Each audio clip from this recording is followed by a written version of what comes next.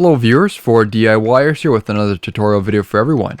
In this particular video here, I'll be doing a demonstration on how to replace the front wheel bearing on a BMW E39. Show your support by hitting that subscribe button, and help promote my channel by sharing your favorite videos on your social media pages.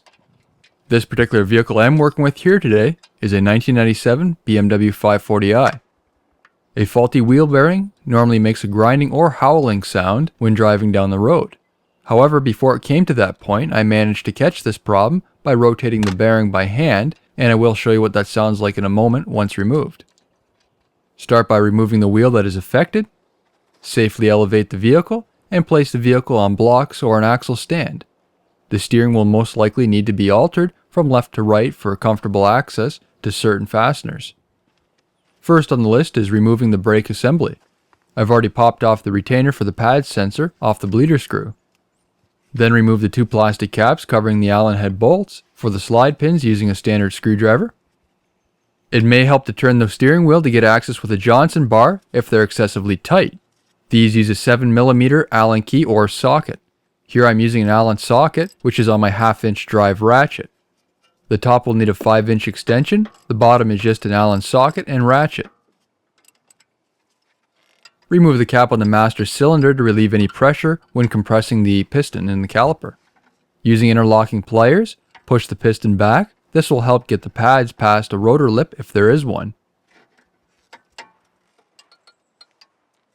Use a standard screwdriver to pop off the anti-rattle clip. Then lift off the caliper and tie it off using either a strap or bungee cord so it doesn't put added strain on the brake line. In order to remove the brake caliper carrier, there will be two 16mm bolts. For these, a socket and a 1/2" drive ratchet are fine, no need for an extension. The rotor is almost ready to be removed. There will be a 6mm Allen head retaining fastener. If there is any rust or debris built up in the head, clean it out using a pick or scriber. Sometimes these can strip easily, so it's important to have maximum contact with an Allen socket. These can be seized too and break easily, so I would recommend using a hand impact driver. Remove the rotor.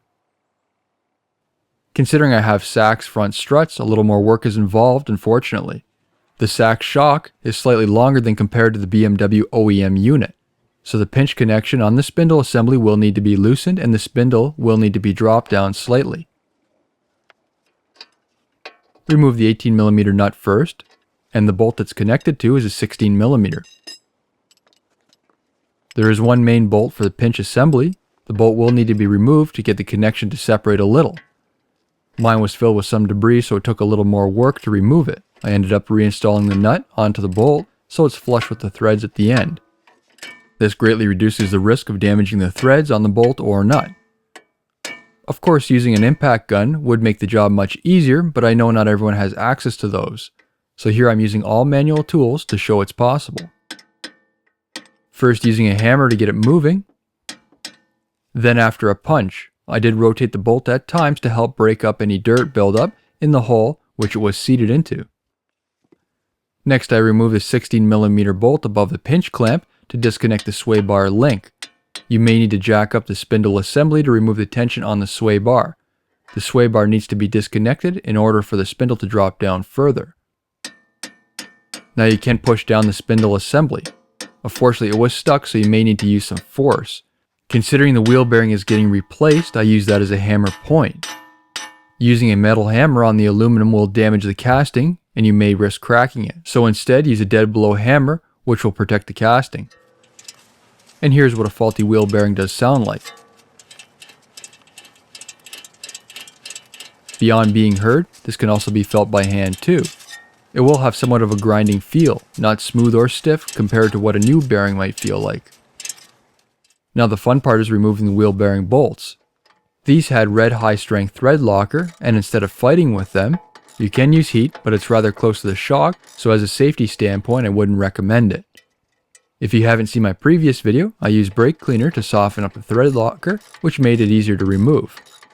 There will be 4 18mm bolts holding on the wheel bearing. I found a mix between a shallow and deep socket with extensions where needed. To break free, First I use a Johnson bar, after that I switched over to a 1/2-inch drive ratchet.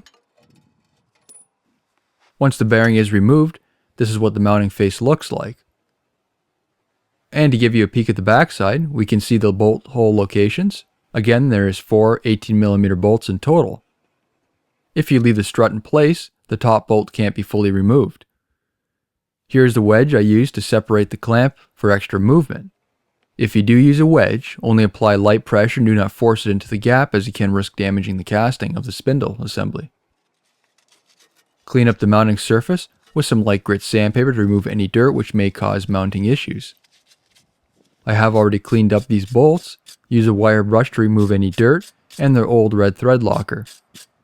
It's important to compare the old and new wheel bearing to make sure it's the correct part.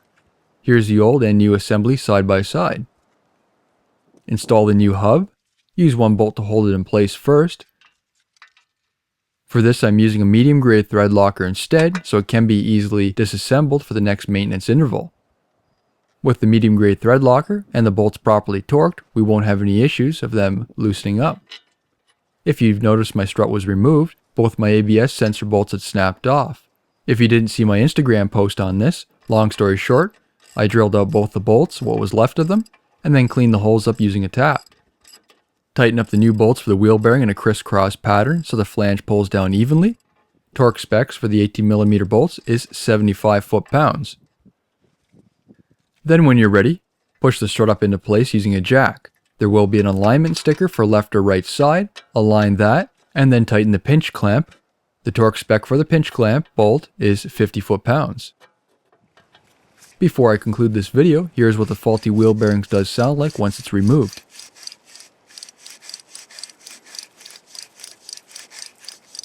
For new videos every week, don't forget to give me a thumbs up, leave a comment below, and subscribe to my channel. Thank you for watching.